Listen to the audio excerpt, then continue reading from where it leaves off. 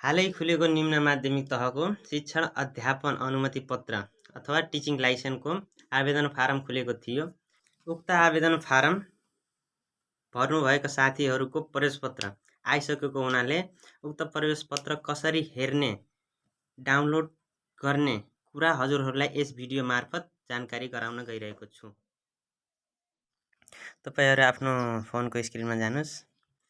फोनको स्क्रिनमा गएर अब तपाईहरुले हेर्नुस्, त्यहाँ क्रोम ब्राउजरमा गएर क्लिक गर्नुस् र सर्चिङ बारमा गएर अब लेख्नुस् license.tsc.gov.np भनेर लेख्नुस् वा सर्च गर्नुस् र अब त्यसपछि सुरुको अप्सनमा क्लिक गर्नुस्।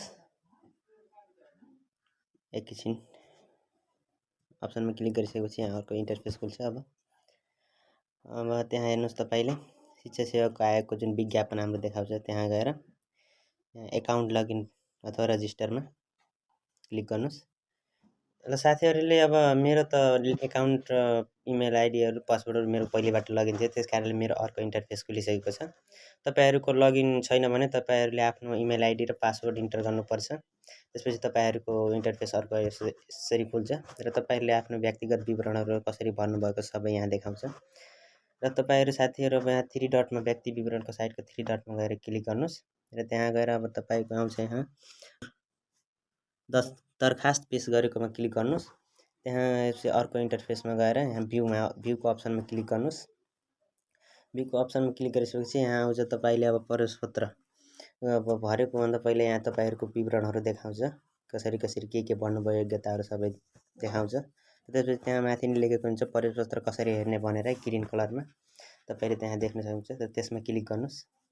क्लिक गरिसकेपछि तपाईको प्रवेशपत्र यहाँ देखाउँछ र तपाईहरुले अब आफ्नो प्रवेशपत्र डाउनलोड कसरी गर्ने भन्दाखेरि डाउनलोडको अप्सन त्यहाँ माथि नै तपाईले देख्न सक्नुहुन्छ।